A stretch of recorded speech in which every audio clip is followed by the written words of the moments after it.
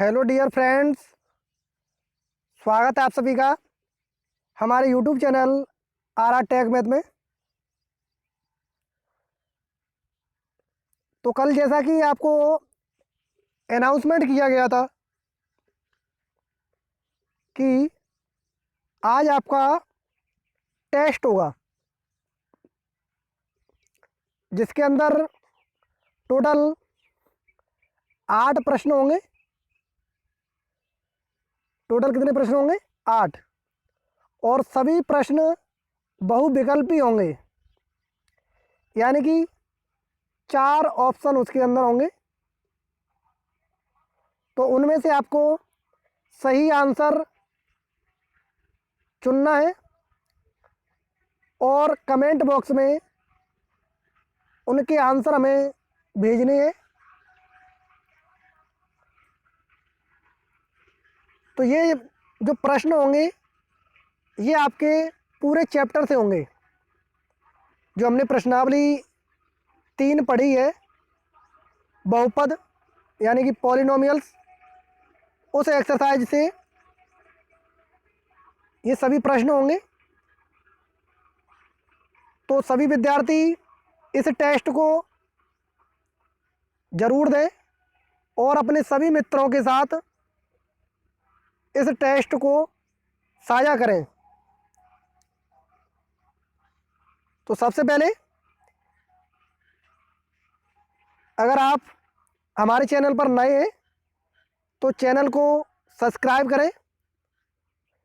जो आपको right side में एक रेड कलर का सब्सक्राइब बटन दिख रहा होगा, उस पर दबा के उसको सब्सक्राइब करें और उसके बगल में ही एक बेल आइकन होगा, उसको दबाएं, जिससे जब भी वीडियो अपलोड हो तो नोटिफिकेशन सबसे पहले आपके पास पहुंच सके।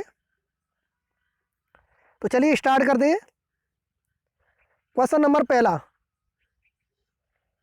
बहुपद पी एक्स बराबर 5x² माइनस के 3x प्लस के 7, यानी हमें पॉलिनोमियल दिया है कितना?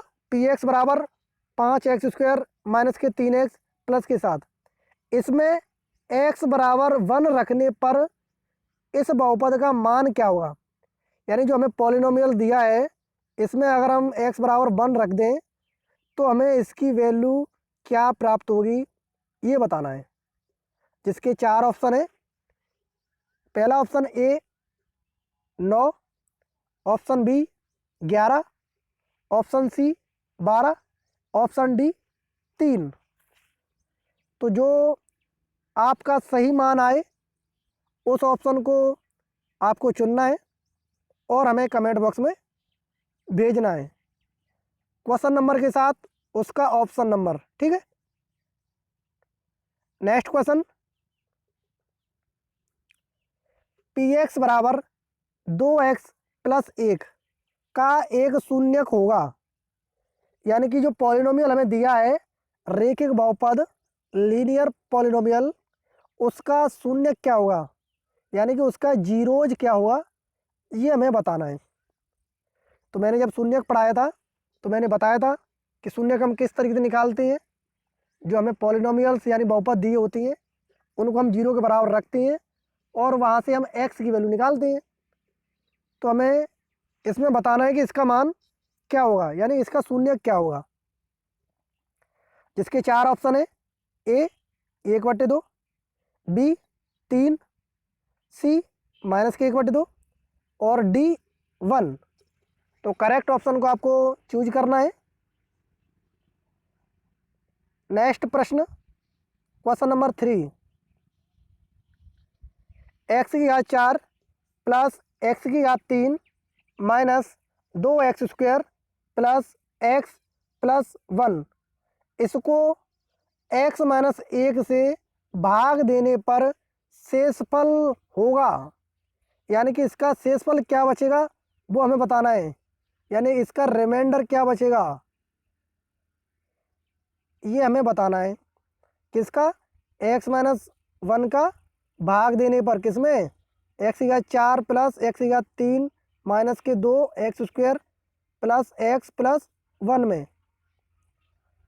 तो मैंने इसको डायरेक्टली भाग देना बताया था, यानी कि जो भाग प्रक्रिया है इससे हमें नहीं करना है, इससे जब ही करना है जब क्वेश्चन में कहा गया हो कि इसको भाग विधि से कीजिए, ठीक है, तभी करना है। अन्यथा मैंने डायरेक्ट भी बताया था कि जो हमें gx दिया होता है उसको हम 0 के बराबर रखते हैं और वहाँ से हम x की वैल्यू निकालते हैं, और जो x की वैल्यू होती है उसको हम जो पॉलिनोमियल हमें px दिया होता है उसमें x के स्थान पर रखते हैं, और x के स्थान पर रखने पर अगर पूरे पॉलिनोमियल का जो मान है जो भी हमें प्राप्त होगा वो उसका क्या होगा, शेषफल होगा। यानी कि gx का मान अगर हम 0 के बराबर रख दें और वहाँ से जो x की वैल्यू मिलेगी उसको हम इस पॉलिनोमियल में रख दें px में, तो px में रखने पर हमें जो मान प्राप्त होगा वो हमारा शेषफल होता है। क्या होता है, शेषफल। और अगर शेषफल 0 प्राप्त हो जाता है तो gx हमारा इसका क्या होता है, एक फैक्टर होता है, गुणनखंड होता है। ये सारी कंडीशन हमने पढ़ी थी। तो आपको ऑप्शन बताने हैं इसमें से, जिसका पहला ऑप्शन है ए 0, बी ऑप्शन है 2, सी ऑप्शन है 1 और डी ऑप्शन है -2। क्वेश्चन नंबर 4, व्यंजक x-3 बहुपद px बराबर x3 plus x2 minus 17x plus 15 का गुणनखंड होगा। देखो वही बात आ गई। तो मैंने कहा था गुणनखंड होने के लिए जो हमें व्यंजक दिया होता है gx उसको हम 0 के बराबर रखते हैं और वहाँ से हम x की वैल्यू निकालते हैं। जो x की वैल्यू मिलती है उसको हम किस में रख देते हैं, p ऑफ x में। तो यहाँ पर हमें x की वैल्यू क्या मिलेगी वो बतानी है।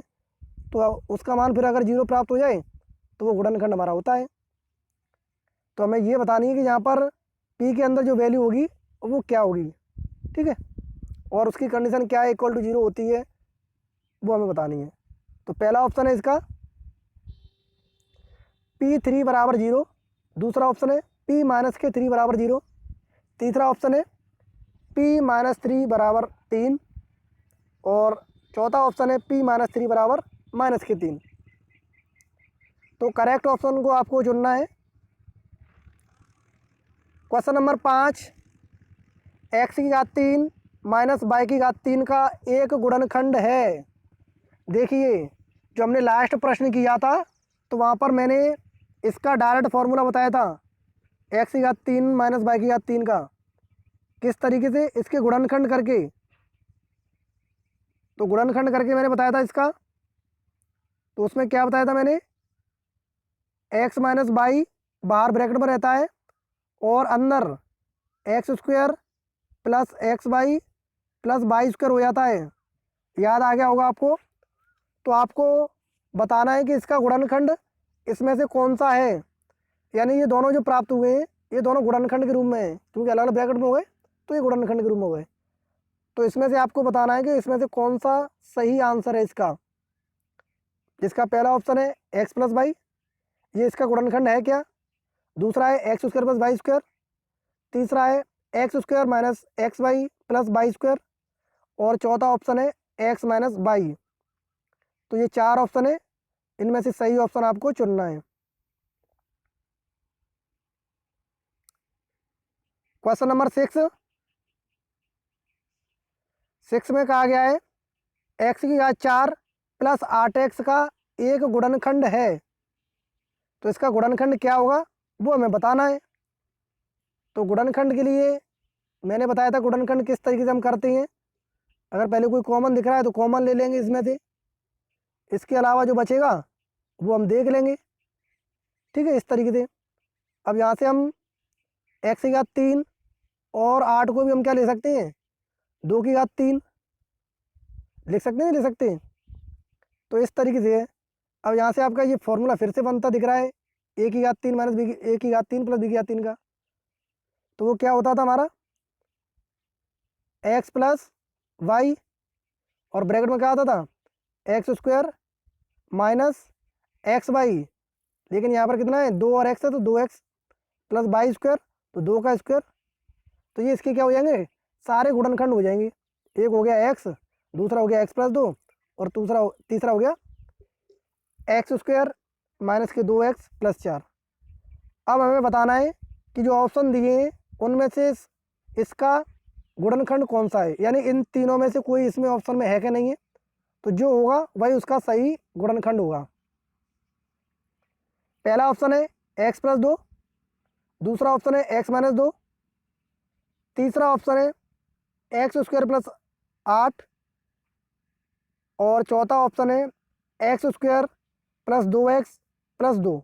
ठीक है, तो जो करेक्ट ऑप्शन है वो आपको चुनना है। क्वेश्चन नंबर 7, एक्स की घात 3 माइनस 8 का एक गुणनखंड है। तो यहाँ पर भी आपका ये फॉर्मूला है, कौन सा वाला, एक्स की घात 3 माइनस वाई की घात 3 का। तो ये कल जो मैंने फॉर्मूले बताए थे वही हैं। क्या होता है इसका गुणनखंड, एक्स माइनस वाई, फिर दूसरे ब्रैकेट में आ जाता है x square plus x y plus y square. ठीक है, तो अब इसमें से हमें गुणनखंड इसके बनाने हैं और चुनना है कि कौन सा सही ऑप्शन है इसका। तो जो हमें दिया है ना एक्स की घात 3 माइनस 8, तो उसको हम लिख सकते हैं एक्स की घात 3 माइनस 2 की घात 3। अब फॉर्मूला बना लो, क्या हो जाएगा, एक्स माइनस 2 और ब्रैकेट में x square plus 2x plus y square, ये हो जाएगा। वाई स्क्वायर की ये कितना है, 4 है, तो ये 4 हो जाएगा यहाँ पर लास्ट में। तो अब इसमें से हमें चुनना है कि इसका गुणनखंड कौन सा इसमें सही दिया है। ये दो गुणनखंड इसके हो सकते हैं, इनमें से कोई अगर ऑप्शन में है तो वो उसका आंसर हो जाएगा। पहला ऑप्शन है इसका x प्लस 2, दूसरा है x माइनस 4, तीसरा है x square plus 2x plus 4, और चौथा है एक्स स्क्वायर माइनस के 2x माइनस के 4। तो सही ऑप्शन आपको चुनने हैं। क्वेश्चन नंबर 8 और लास्ट क्वेश्चन इसका, 3 बाई की घात 3 प्लस 8 बाई की घात 2 माइनस 1 का पूर्णांक 0 है, यानी कि इसका जो पूर्णांक है वो 0 है, ये हमें बताना है। जिसका ऑप्शन है पहला 1, दूसरा ऑप्शन है माइनस के 1, तीसरा ऑप्शन है 0, और चौथा ऑप्शन है विद्यमान नहीं। ठीक है, तो हमें ये बताना है कि इसमें किसका पूर्णांक 0 है। ठीक है, वो हमें बताना है। तो हमें इसमें पूर्णांक 0 बताना है, यानी कि किसका पूर्णांक 0 है। तो पूर्णांक आप इनमें 4 ऑप्शन में से देख लेना। तो ये थे आपके आज के मॉक टेस्ट के प्रश्न। तो सभी को इन प्रश्नों के आंसर देने हैं और ज़्यादा से ज़्यादा लोग इस टेस्ट को दें। ठीक है, तो कल से आपका एक नया चैप्टर स्टार्ट हो जाएगा, इससे आगे का 4। तो आज आप इस टेस्ट को दें, और जितने भी विद्यार्थी इसे देख रहे हैं वो इस वीडियो को ज़्यादा से ज़्यादा ग्रुपों में शेयर करें, व्हाट्सअप, फेसबुक, इंस्टाग्राम, सभी जगह। तो आज के लिए इतना ही। जय हिंद दोस्तों।